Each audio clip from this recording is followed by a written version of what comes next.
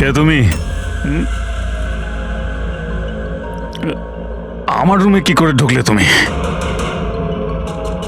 Housekeeping, এখন ম্যানেজারকে phone করে কাজ থেকে বার করে দেবো। সরি রতন স্যার, অ্যাকচুয়ালি আপনার রুমের ফায়ার অ্যালার্ম হঠাৎ করে বেজে উঠল, তাই আমি দেখতে এলাম সব কিছু ঠিক আছে কিনা। আমি দরজাটা নক করেছিলাম কিন্তু আপনি হয়তো ঘুমোচ্ছিলেন তাই খুললেন না, ওই জন্য আমি মাস্টার কি ইউজ করে ভেতরে ঢুকলাম। Are you fine? হ্যাঁ, ফাইন, গো।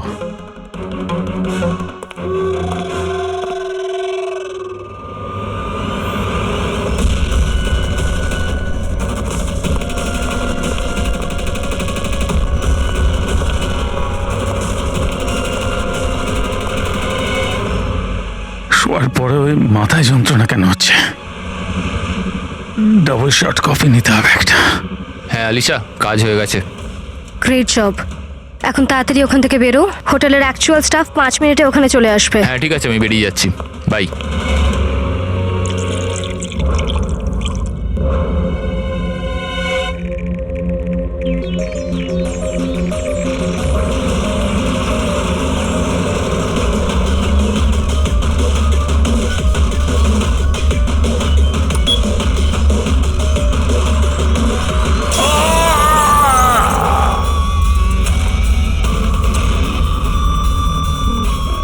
রতন স্যার, রতন স্যার, দরজা খুলুন। রতন স্যার, একটা কাজ কর, মাস্টার কি দিয়ে দরজাটা খোল।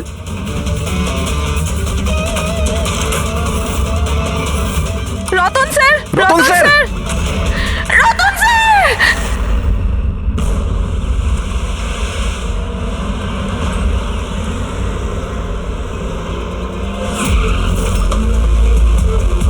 যার খুন হয়েছে তার নাম কি? স্যার রতন বাবু আমাদের রেগুলার কাস্টমার, আর উনি খুব বড় ফিজিসিস্টও ছিলেন। ফিজিসিস্ট? হ্যাঁ স্যার। তার মানে ফিজিক্সে এক্সপার্ট উনি? হ্যাঁ স্যার। কটার সময় হয়েছে এসব? স্যার এই মোটামুটি সকাল 6:30টার সময়। দেখি সরে যান, সরে যান। সরে যান বলছি, প্লিজ সরে যান একটু।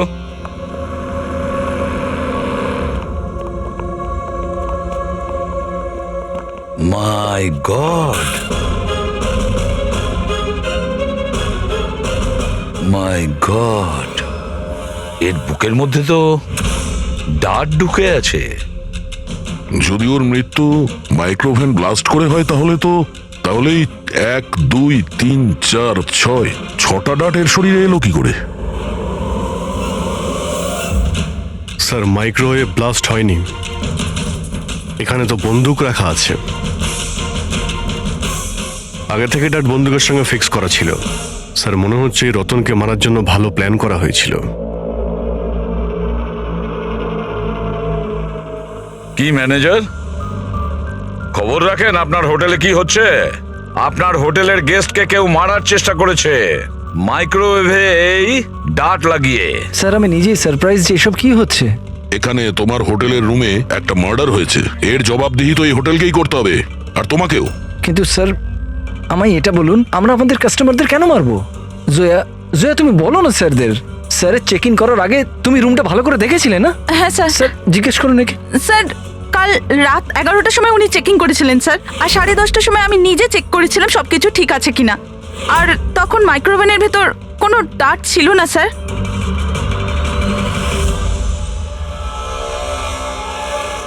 স্যার অর্ধেক খাওয়া পিৎজা স্যার। আরে এটা তো, আচ্ছা আপনাদের এখানে কি বাইরের খাবার অ্যালাউ করা হয়? স্যার অ্যালাউড তো সেভাবে নয়, কিন্তু রতন স্যার তো আমাদের রেগুলার কাস্টমার, তাই কোনো স্টাফ বোধহয় হতে পারে। এই স্টাফটা কে ছিল যখন এই পিৎজা রুমের ভেতরে নিয়ে আসা হয়েছিল? হ্যাঁ, কি হলো? আমাদের প্রশ্ন শুরু হতেই তোমরা চুপ করে গেলে। সিসিটিভি ফুটেজ দেখতে চাই, রাত্রি 10:30 থেকে সকাল 6টা পর্যন্ত যা কিছু ঘটেছে সেটা 7.5 ঘন্টার মধ্যেই হয়েছে।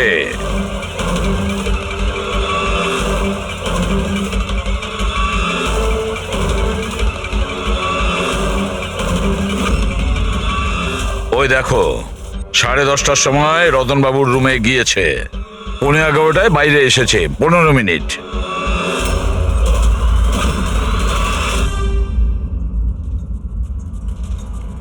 এগারোটা বেজে 11 মিনিটে এই রতন রুমের মধ্যে ঢোকে। একটু ফরওয়ার্ড করো তো।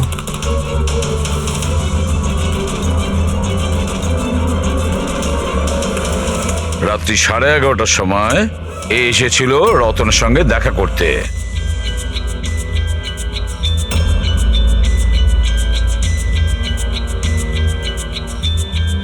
আরে 5 মিনিটের মধ্যেই চলে আসলো। দেখে মনে হচ্ছে খুব রেগেও আছে। ইনি কে? স্যার এ অমিত বাবু, রতন বাবুর ভাই। প্রথমবার এসেছিল হোটেলে। রতন বাবু তো দেখাই করতে চাইছিলেন না এনার সাথে, কিন্তু ইনি তো জোর করে রুমে ঢুকে গেছিলেন।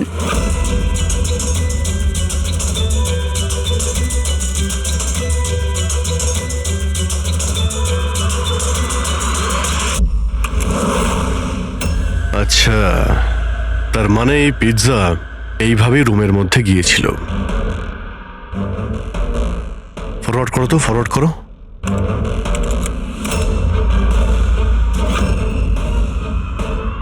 এই বেরোলো, স্টপ। 2টোর সময়, ও 12:30টার সময় ও পিৎজা নিয়ে ঢোকে আর 2টোর সময় বেরিয়ে আসে। এই মহিলা কে? হ্যাঁ, স্যার এনার নাম সমিতা। ইনি রতন বাবুর খুব কাছের বন্ধু। প্রায় প্রত্যেক উইকেন্ডেই উনি দেখা করতে আসেন।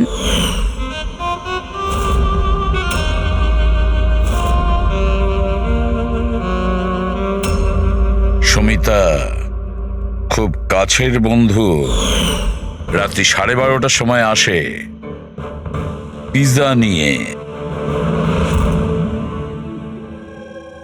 রতনকে শেষ কল কোনো সমিতা নামের মেয়ে করেছিল, আর তার আগে অমিত নামে কেউ। স্যার হ্যাঁ পঙ্কজ, 1 সেকেন্ড। এই পাসপোর্টটা দেখুন স্যার। এতে এই ক্যাম্বলির ভিসা লাগানো আছে। দ্বিতীয় এই বম্বে থেকে ক্যাম্বলি যাওয়ার টিকিট। ফটো তো ওরই, কিন্তু নাম রতন নয়, দিগ্বিজয় কুমার।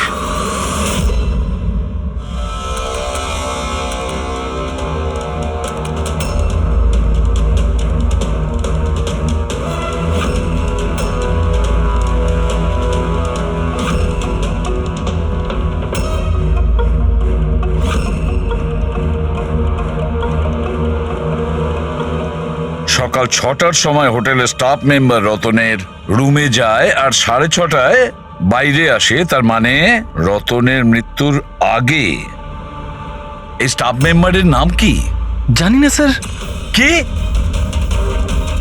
আপনি আপনার স্টাফকেও চেনেন না? হ্যাঁ, স্যার এ আমাদের স্টাফ নয়। আমি খোঁজ নিচ্ছি স্যার, দেখছি। মুকুল, খোঁজ নাও। এই লোকটাকে কোনো নতুন স্টাফ জয়েন করেছে কি? স্যার একটা কথা বুঝতে পারছি না, এই রতন একজন ফিজিসিস্ট ছিল, দেশের স্পেশালাইজ স্পেস প্রোগ্রাম নিয়ে কাজ করছিল, তাহলে জাল পাসপোর্ট কেন বানালো? সেটাই তো, কেউ কোনো ফিজিসিস্টকে মারার জন্য এত লম্বা প্ল্যান কেন করবে? পুরবি, এই ল্যাপটপ চেক করো একটু রতনের। স্যার হ্যাঁ, আমি সব রেকর্ড চেক করে নিয়েছি। এই লোকটা হোটেলের কোনো ডিপার্টমেন্টে কাজ করে না। ইনি তো কোনোদিন স্টাফই ছিলেন না। আমার তো মনে হয় ইনি বাইরের লোক। এই দেখো, বাইরের কোনো অচেনা লোক এখানে আসে, হোটেলের স্টাফ হয়ে ঘুরে বেড়ায়, এই আপনাদের সিকিউরিটি? হ্যাঁ,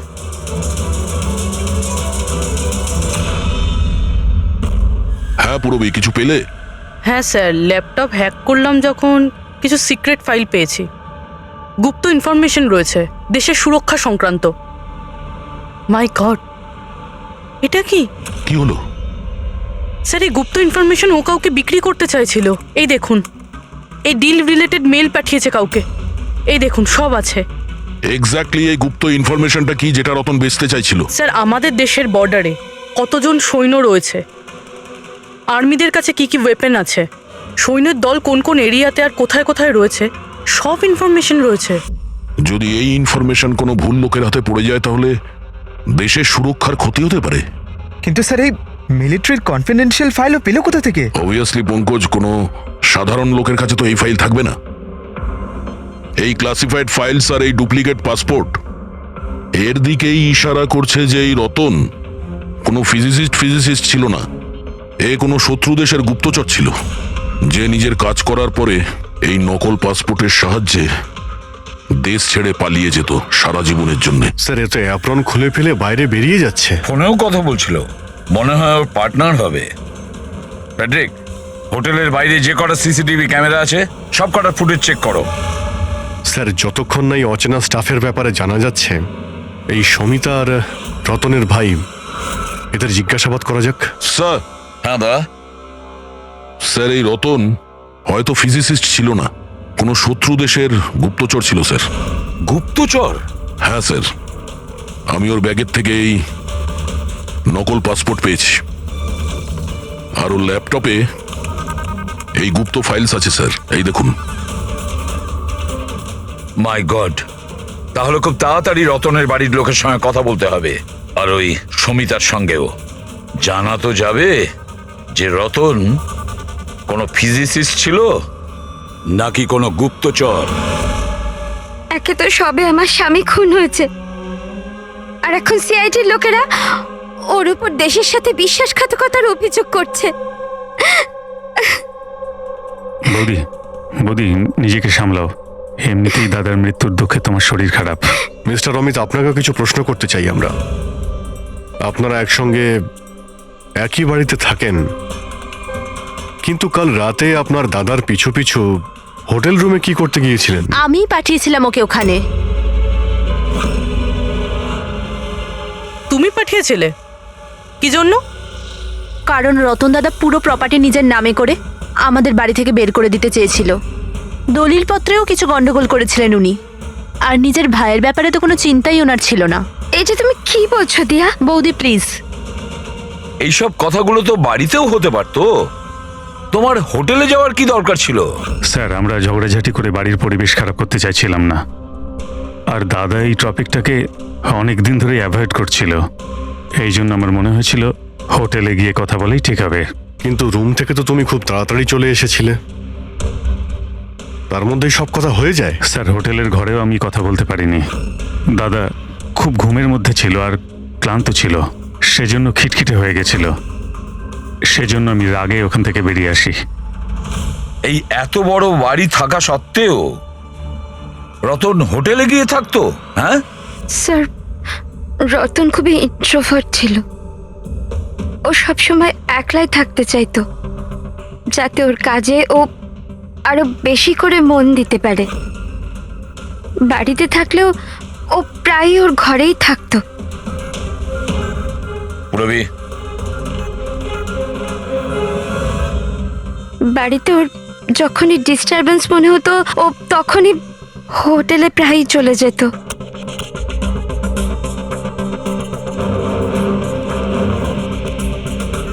আচ্ছা এই সমিতাকে?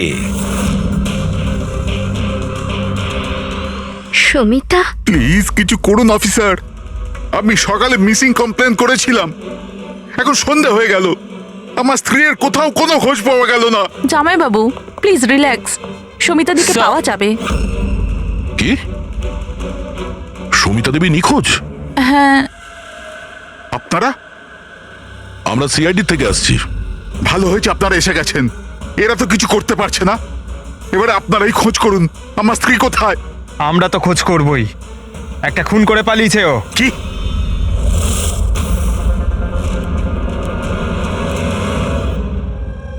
যদিও রতন আইনত আমার স্বামী ছিল,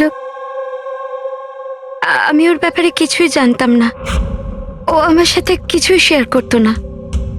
ওর জীবনের প্রতিটা মুহূর্ত আমার কাছে রহস্যের চেয়ে কিছু কম ছিল না। এই সমিতাকে আমি কিছুই জানি না, আমি এই নামটাও শুনিনি। এমনকি ও কোথায় থাকে, কি কাজ করে, আমি কিছুই জানি না।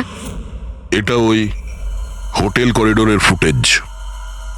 কাল বাড়ি থেকে কোথায় যাবার জন্য বেরিয়েছিল সমিতা? বাড়ি থেকে অফিস যাবার জন্যই তো বেরিয়েছিল, অফিস থেকে বেরিয়ে কোথায় গিয়েছিল কিছুই জানি না। আচ্ছা, কালকে ডিনারে কি খেয়েছিল রতন? Plane cheese pizza.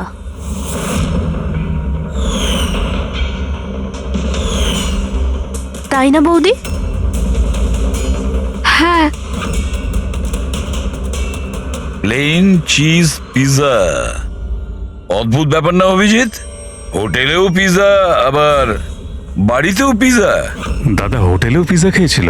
একদমই ঠিক, সেই পিৎজা যেটা সমিতা নিয়ে এসেছিল। কিডন্যাপাররা ফোন করেছিল? সমিতাকে কিডন্যাপ করা সহজ নয়। আইবি টিমের লোকও ও সমস্তভাবে ট্রেন্ড যে কোনো বিপদ থেকে রক্ষা করবার জন্য। আইবি, আপনি আপনার দিদির রুমটা একটু দেখাবেন প্লিজ।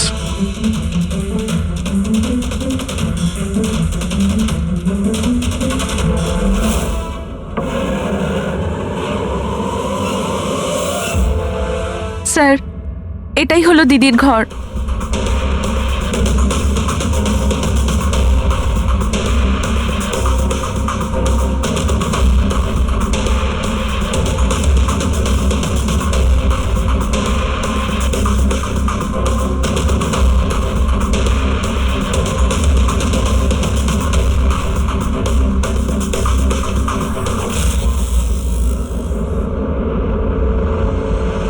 স্যার, হ্যাঁ, স্যার একবার এদিকে আসবেন।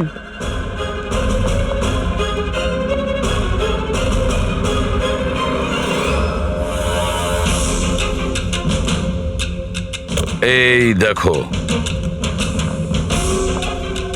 রুমের ভেতরে আবার রুম।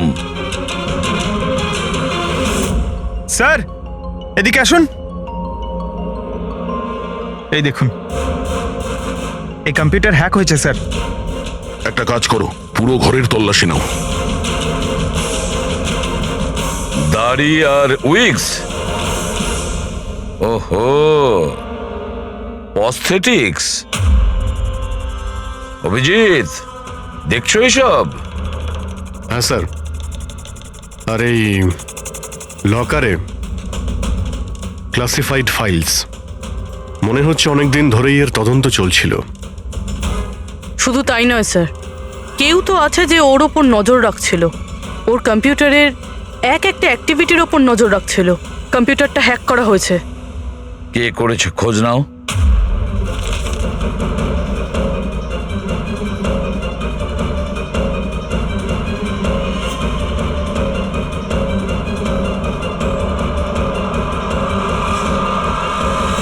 এবার কি বলবেন আপনারা এই ব্যাপারে?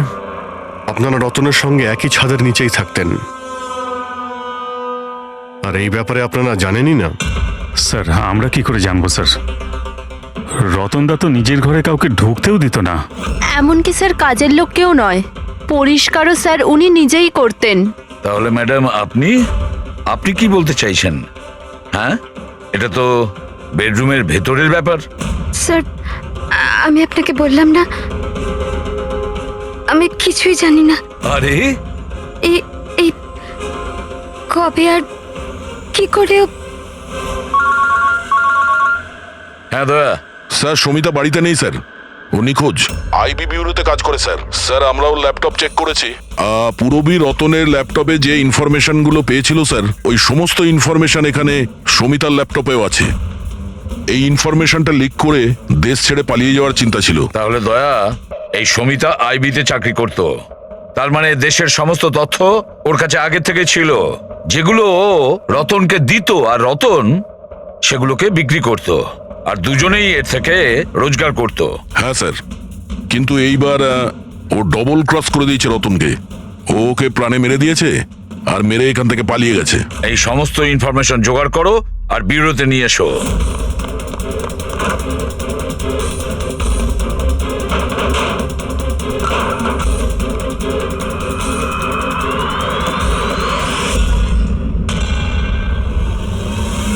স্যার, স্যার,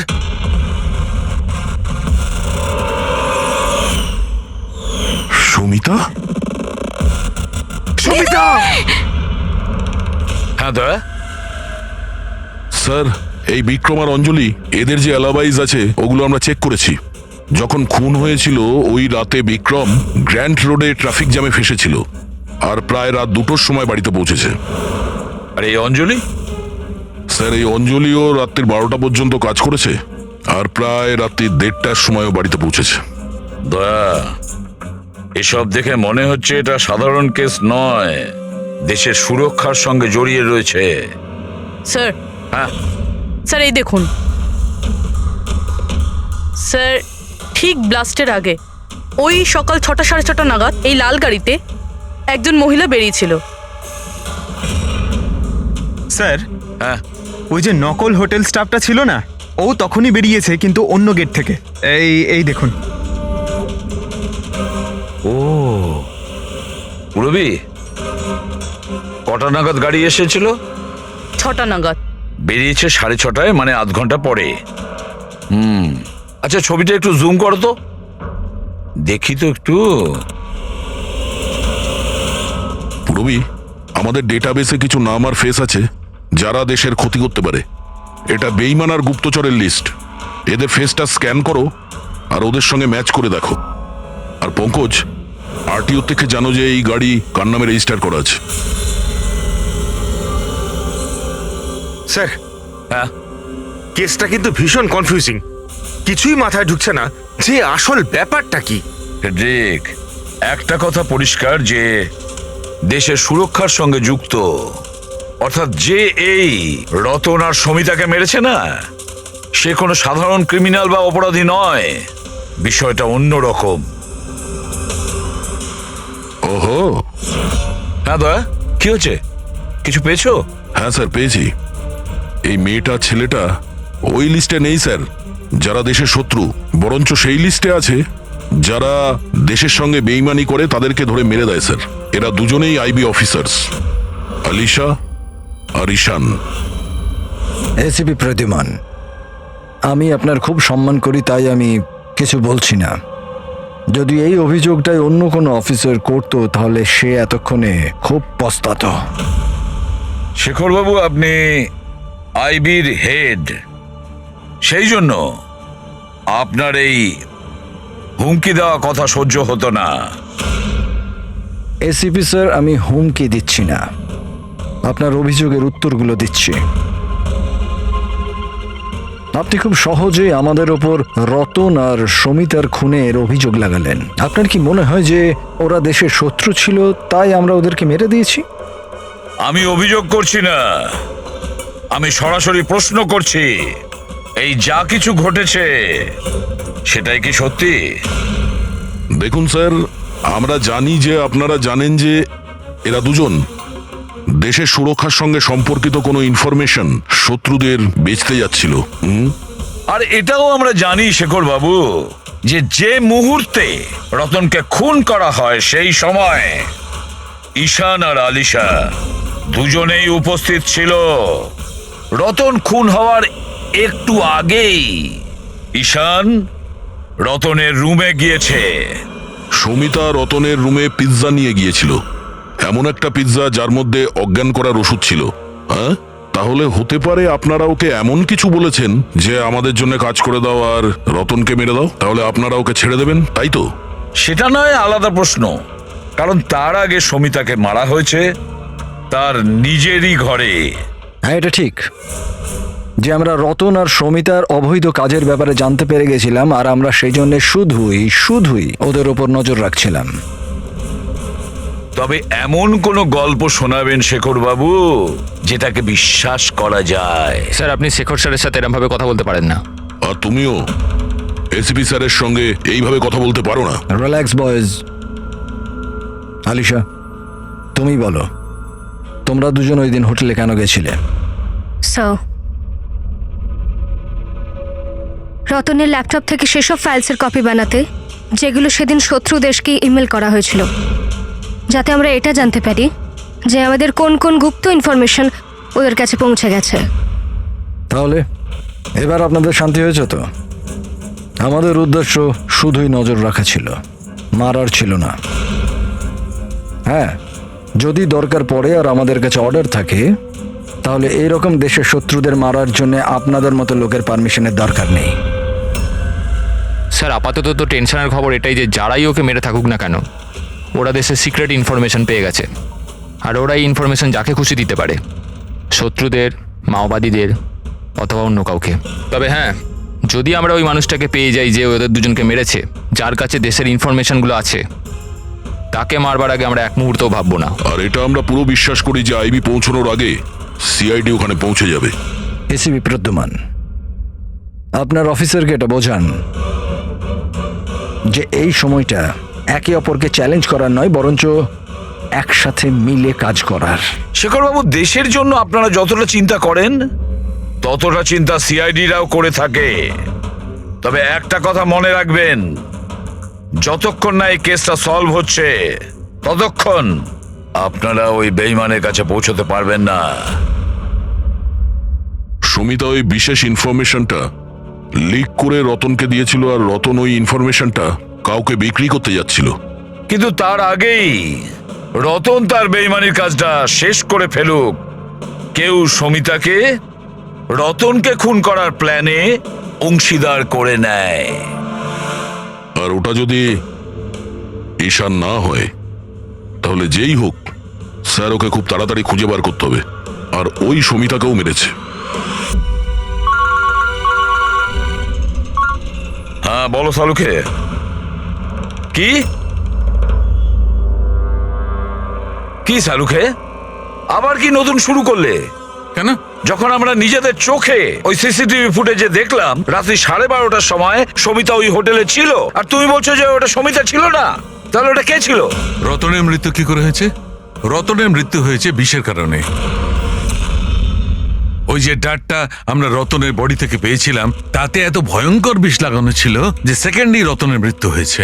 আর স্যার পয়েন্ট নাম্বার 2, এই মাইক্রোওয়েভে ডার্ট ফিক্স করার জন্য খুনি অনেক সময় পেয়েছে, কারণ এই ওষুধ মেশানো পিৎজা খাওয়ার জন্য ও একেবারে বেহুশ হয়ে পড়েছিল। বস, যে নেশার ওষুধটা পিৎজা পাওয়া গেছিল সেই নেশার ওষুধটা আমরা রতনের পেটে পেয়েছি। হ্যাঁ, পুরো ইনগ্রেডিয়েন্টসটা আমরা ভালো করে চেক করতে পারিনি, কিন্তু ঠিক আছে সালুকে, আমি সবকিছু মেনে নিলাম। আগে এটা বলো, এই সব কিছুর পেছনে সমিতার ওখানে হোটেলে থাকা না থাকার কি কানেকশন আছে? বলছি, সেটাই বলছি বস। ও ডায়াবেটিসের পেশেন্ট ছিল, সুগারের পেশেন্ট। ওই মহিলার মৃত্যু হয়েছে কোনো ভেজাল দেওয়া ইনসুলিনের কারণে। আর সব থেকে ইম্পর্টেন্ট ব্যাপার, ওই মেয়েটির মৃত্যুর সময় রাত 10টা থেকে 12টার মধ্যে। কি? এক্স্যাক্টলি। এই 12টার মধ্যে যদি ও মারা গিয়ে থাকে, 12:30টার সময় ওকে হোটেলে কি করে দেখতে পাওয়া গেল? স্যার, যদি সুমিতা রতনকে না মারে আর অমিত, ঈশান আর আলিশাও যদি না মারে, তাহলে রতনকে মারলো কে? আর ওই ফুটেজে যে মেয়েটাকে আমরা দেখেছিলাম, ও যদি সুমিতা না হয় তাহলে আর কে ছিল? সমিতা। এসিপি স্যার, আপনি বোধহয় এটা জানেন না যে আমি কত বড় টেনশনে আছি। যদি ওই খুনি ধরা না পড়ে যে রতন আর সমিতাকে মেরেছে, তাহলে দেশ কত বড় বিপদে পড়তে পারে সেটা আপনি বুঝতে পারছেন না। আমি খুব ভালো রকম জানি শেখর বাবু, খুব ভালো রকম জানি, কিন্তু একটা কথা মনে রাখবেন, দেশের কোনো ক্ষতি আমি হতে দেব না। তার আগেই আমরা খুনিকে ধরে ফেলবো। স্যার, ওই খুনির আইডেন্টিটি আমরা সেখান থেকে পেতে পারি যেখান থেকে ওরা একে অপরকে মেইল করেছিল। হ্যাঁ পঙ্কজ, আমার তো এটাও মনে হচ্ছে যে নিশ্চয়ই কোনো আশেপাশের লোক হবে যে সমিতা আর রতন এদের দুজনের ছোট ছোট অভ্যাসগুলোর ব্যাপারেও পুরো জানতো। হ্যাঁ স্যার, যেমন ধরুন সকালে উঠেই রতন মাইক্রোওয়েভে কফি বানাতো। আর সমিতাকে ইনসুলেন্সের ইঞ্জেকশন পৌঁছে দেওয়া, সেটা তো কাছেরই কেউ করতে পারে। আর খুনি এটাও জানতো যে এই অঞ্জলি আর বিক্রম রাত 1টার আগে বাড়িতে ফিরবে না। তাহলে খুনি কে হতে পারে স্যার? স্যার, একটা কথা বুঝলাম না, এই রতনা সুমিতা একে অপরকে 2 বছর ধরে চেনে, দেশদ্রোহিতা করার কথা 3 সপ্তাহ আগে ভাবলো, এরকম হঠাৎই?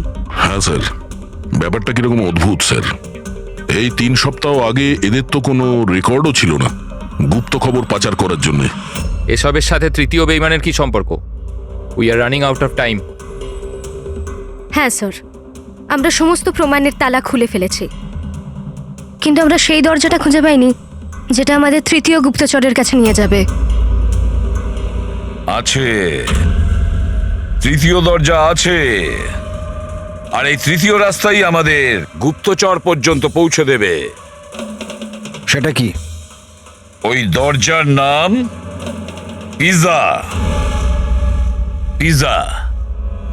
ওই মহিলা যে কালো চশমা পড়েছিল, মাথায় কোকড়ানো চুল, পিজা নিয়ে গিয়েছিল সমিতা সেজে, সেদিন ও পিৎজা নিয়ে এসেছিল বাইরে থেকে হোটেলের ভেতরে। আর ওটাও এই জন্যই করেছে যে ওর ওই পিৎজার মধ্যে ঘুমের ওষুধ মেশানো দরকার ছিল। যদি হোটেলে অর্ডার করতো তাহলে ও সুযোগও পেত না এবং সময়ও পেত না ওই ওষুধটাকে পিৎজার মধ্যে মেলানোর জন্য। আর হোটেলের লোকেরাও কিছু বলেনি, কারণ ওরা ওকে চেনে। দয়া, ওই হোটেল রয়্যালের আশেপাশে ওই পিজালো ব্র্যান্ডের যে কটা দোকান আছে সেখানে খোঁজ নাও, সবকিছু পরিষ্কার হয়ে যাবে।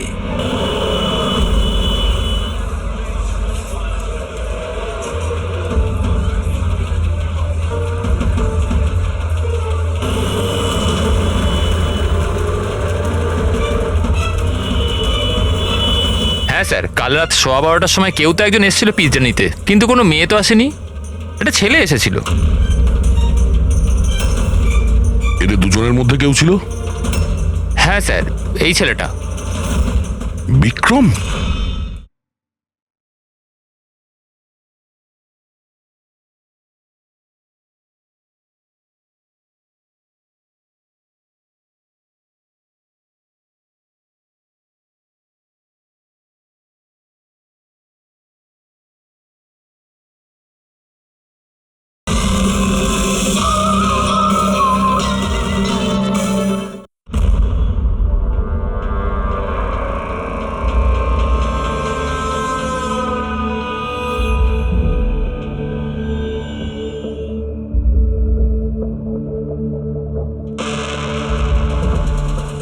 ব্যাপারটা কি?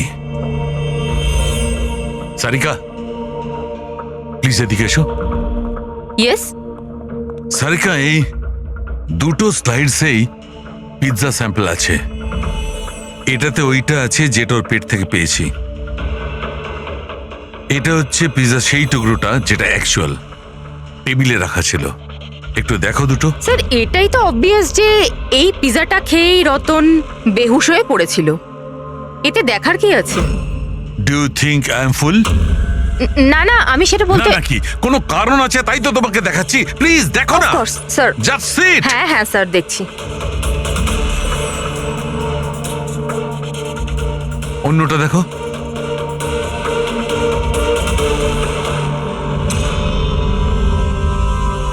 কি? তার মানে এই পিৎজাটা খেয়ে বেহুশ হয়নি? এক্স্যাক্টলি, আমি তোমাকে সেটাই দেখাতে চাইছিলাম। তাহলে কি খেয়েছিল?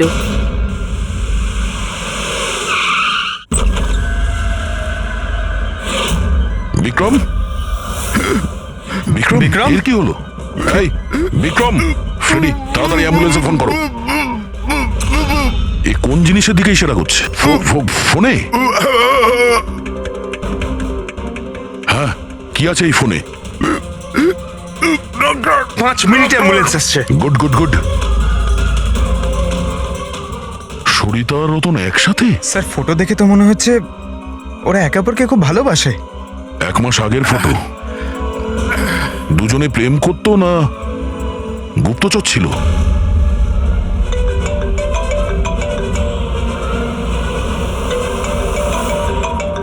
হ্যাঁ ডক্টর সালুকে। আরে ভাই, এই কেসটা তো একটা নতুন মোড় নিয়ে নিয়েছে। আবার কি হলো? মনে আছে ওই পিৎজা, ওই যে পিৎজাটা যেটা রতন খেয়েছিল যার কারণে ঘুমিয়ে পড়েছিল? হ্যাঁ হ্যাঁ, ওই পিৎজা যেটা ওই নকল সমিতা হোটেলে নিয়ে গিয়েছিল। আরে ভাই, এইটাই তো খটকা। আসলে রতন ওই পিৎজাটার কারণে অজ্ঞান হয়নি। রতন অজ্ঞান হয়েছে অন্য কোনো জিনিস খাওয়ার ফলে। ও হয়তো হোটেলে আসার আগেই সেটা খেয়েছিল। হোটেলে আসার আগে?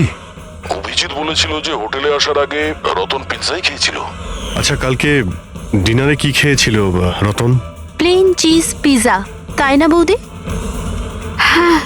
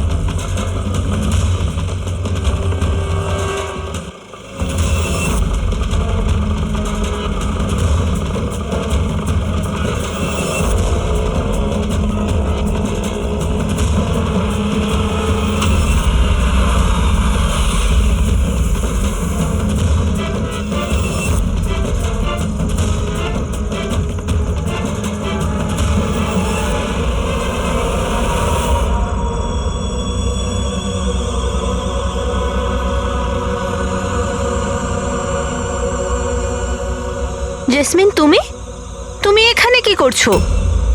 এনারা আমাকে কিছু ইনফরমেশন নিয়ে আসতে বলেন।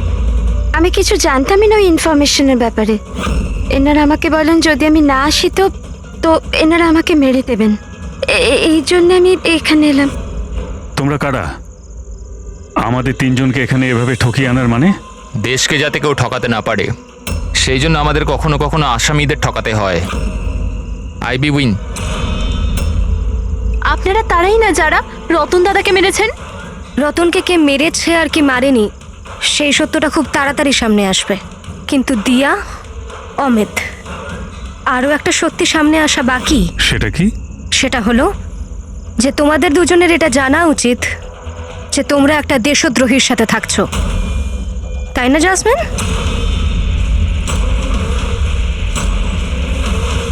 ও হোয়াট ননসেন্স! তোমরা আমাকে দেশদ্রোহী বলছো? রতনকে অজ্ঞান করার খাবারটা তুমিই খাইয়েছিলে তো, যেটার জন্য ও পরে মরে গেল। এবার এতেই তোমার ভালো হবে যে তুমি তাড়াতাড়ি নিজের অপরাধ স্বীকার করে নাও। কি বলছো তোমরা? আমি এসব কিছুই করিনি। কোন অজ্ঞান করার ওষুধ? আমি আমার স্বামীকে কেন মারবো? হ্যাঁ, কেন আমি ওকে অজ্ঞান করার ওষুধ দেব? তুমি কেন চুপ করে আছো? হ্যাঁ, তুমি তো সেদিন আমার সাথেই ছিলে যখন আমি রতনকে খেতে দিয়েছিলাম। তাহলে তুমি কেন কিছু বলছো না? চুপ করে আছো কেন? কিছু বলো না। সমস্ত চেষ্টা ব্যর্থ তোমার। নিজের দেওরের কাছ থেকে সত্যি কথা বলানোর চেষ্টা করো না, কারণ ওর মুখ খুলবেই না। এই সমস্ত প্ল্যানটা ওই করেছে। বিক্রমকে চেনো? কে বিক্রম?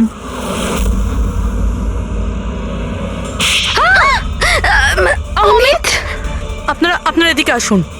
সেই বিক্রম যাকে সমিতার রতনের এক্সট্রা ম্যারিটাল অ্যাফেয়ার সম্পর্কে তুমি জানিয়েছিলে আর কিছু ফটোও পাঠিয়েছিলে হ্যালো মেসেঞ্জারে।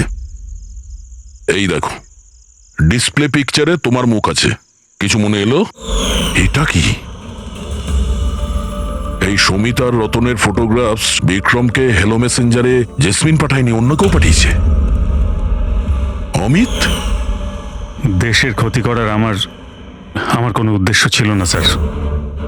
এই যে বিশ্বাসঘাতক গুপ্তচর যে অ্যাঙ্গেলটা, এই সব কিছু আমার গেম প্ল্যান ছিল, যাতে আমি আইনকে ভুল বোঝাতে পারি। পুরো ব্যাপারটা ডিটেলে বলো। এইসব তুমি কেন করতে গেলে? স্যার, এই সব কিছু একটা গেম প্ল্যান ছিল, যাতে রতনের মৃত্যুর অভিযোগ আমার ওপর না আসে আর সমিতার মৃত্যুর অভিযোগ বিক্রমের ওপর না যায়। সেজন্য আমি এই বিশ্বাসঘাতক গুপ্তচরের গল্প পেতেছিলাম। কিন্তু রতনকে মারতে কেন চাইছিলে তুমি? হ্যাঁ, ও আমাকে আর দিয়াকে এই বাড়ি থেকে বাইরে বার করে দিতে চাইছিল। যদি এটা ও করে দিত আমি তাহলে কিচ্ছু করতে পারতাম না। কিন্তু আমার ভাগ্য ভালো ছিল যে সেই সময় আমি রতন আর সমিতার লাভ অ্যাফেয়ারের ব্যাপারে সবকিছু জানতে পারি। আর তখনই আমি এই সমস্ত প্ল্যানটা বানাই। আমি সমিতার হাজবেন্ড বিক্রমকে তার বউয়ের বিশ্বাসঘাতকতার প্রমাণ দিই। রাগ তো এত হচ্ছে আমার যে মনে হচ্ছে ওকে ডিভোর্স দিয়ে দিই। কিন্তু কি করি, তাতে তো আমারই লোকসান। যদিও আমাকে ছেড়ে দেয় তো আমি নিজেই পথে বসে যাব। তাহলে ডিভোর্স দিও না, তার থেকেও বড় কিছু ভাবো। মেরে ফেলবো ওকে। তারপর আমি আর বিক্রম রতন আর সমিতার কম্পিউটারে ওদের নামে ইমেল অ্যাকাউন্ট বানাই। রতনের নামের ইমেল আমি পাঠাতাম আর সমিতার নামের বিক্রম। ওই রাতে হোটেলে বিক্রমই সমিতা সেজে গিয়েছিল। যখন ও ঘরের ভেতর ঢুকেছিল তো ও দেখলো যে রতন গভীর ঘুমের মধ্যে আছে। ব্যাস, তারপর ও মাইক্রোওভেনে ডার্ট ফিট করলো, একটু পিৎজা খেলো, নেশার ওষুধ মেশালো আর তারপর ঘর থেকে চলে গেল। আর সমিতাকে ওই বিষাক্ত ইনসুলেশন তুমিই দিয়েছিলে তো? হ্যাঁ, হোটেল যাওয়ার আগে আমি সমিতার বাড়ি গিয়েছিলাম। হ্যাঁ বলুন, আপনি কে? তোমাকে মুক্তি দিতে এসেছি। মানে? দুজন লোককে ভালোবাসা তো ভালো কাজ নয় সমিতা দেবী। হোটেলের রুমে রতনের সঙ্গে কেন দেখা করতে গিয়েছিলে? কারণ তুমি তো অনেক আগে থেকে এসব প্ল্যান করে রেখেছিলে। ও আমাকে বাড়ি থেকে বার করে দিতে চেয়েছিল ঠিকই, কিন্তু ছিল তো আমারই দাদা। সে সাক্ষাৎ তো দরকার ছিলই। আর এই সব কিছুই আমাকে আমার প্ল্যানে সাহায্য করেছে। আমি বিক্রমকে আগে থেকে ইনফর্ম করে দিই যে রতন ঘুমের ঘরে আছে আর কিছুক্ষণের মধ্যে শুয়ে পড়বে। আর তুমি ভাবলে যে সিসিটিভি ফুটেজও অনেক লোক দেখবে, আর তার মধ্যে যদি তোমাকে দেখা যায় কেউ সন্দেহ করবে না। সেজন্যই তো আমি সব বিশ্বাসঘাতক গুপ্তচরের খেলা খেলেছিলাম, যাতে আপনারা সব এর মধ্যেই মাথা ঘামাতে থাকেন। কিন্তু যখন এই আইবিরা এর সঙ্গে যুক্ত হয়ে গেল, বিক্রম ভয় পেয়ে গেল, আর এই জন্য তুমি ওকে প্যারালাইজ করে দিয়েছি। আর কোনো উপায় ছিল না আমার কাছে। এটা তুমি কি করলে? আমি টাকার জন্য নিজের ভাইকে তুমি মেরে দিলে। অমিত, সম্পত্তি আর টাকার লোভে তুমি তোমার আপন ভাইকে খুন করে দিয়েছো। আর তাছাড়াও আইনের সাথে আর দেশের সুরক্ষাকেও বুড়ো আঙ্গুল দেখালে তুমি। খুব ঘৃণ্য অপরাধ করেছো তুমি। আইন তোমাকে কঠোরতম শাস্তি দেবে।